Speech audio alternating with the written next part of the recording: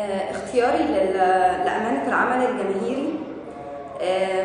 علشان أنا عارفة كويس قد إيه هو أهم حاجة في العمل السياسي. إن هو فعلا اللي بيقدر يعمل حلقة التواصل بيننا وبين الجماهير اللي في الشارع، علشان لما بنشتغل على القضايا، على المشاكل بتاعة الجماهير، وبنحسسهم ان المشاكل دي احنا جزء منها، حاسين بيها وبنعاني منها، وان احنا ازاي بنتشارك مع بعض في ان احنا ندي طرح للحلول للمشاكل، وازاي نناضل علشان نحاول ان احنا الحلول اللي احنا بنطرحها تتحقق.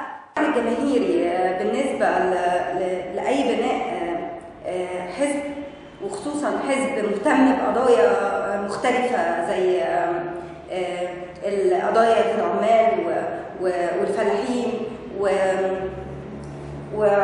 والصحة، يعني احنا عندنا قضايا كتير جدا مهتمين بيها. فالعمل الجماهيري هو الحاجة الوحيدة اللي احنا ممكن نقدر نشتغل عليها في الشارع، علشان الناس تحس بينا ان احنا مهتمين بيهم بجد، وفي بيننا وبين بعض تواصل.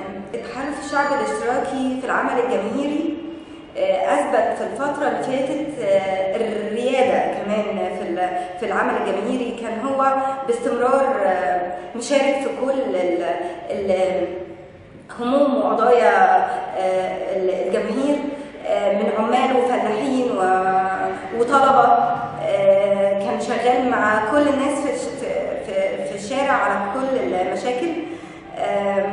متهيألي هو ده اللي كان أكتر حاجة بتميز حزب تحالف الشعب الاشتراكي، هو العمل الجماهيري. ترشيحي لمنصب الأمانة على مستوى محافظة القاهرة أكيد ده كان اختيار صعب جدا، لأن شغل في الشارع في العمل الجماهيري في محافظة القاهرة هيبقى مختلف متنوع جدا، لأن مشاكل الجماهير في الأحياء بتاعة القاهرة على قد ما هي صعبة جدا، على قد ما هي كمان مختلفة بشكل كبير. فالقضايا هتبقى كتير جدا. أنا اخترت العمل الجماهيري علشان أحاول إن أنا أنزل للناس دول وأعرف قضاياهم كويس جدا، نحاول نعمل لهم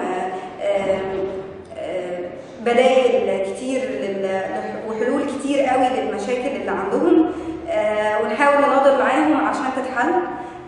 هو ده الحل الوحيد ان الجماهير تبقى هتساعدنا في بناء داخل الحزب على قضايا الحزب. هو ده اهم شيء ممكن انا اقدمه للعمل الجماهيري على مستوى المحافظه.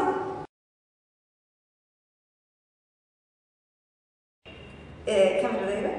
ايوه ميرسي. كيف ياسين الكاميرا؟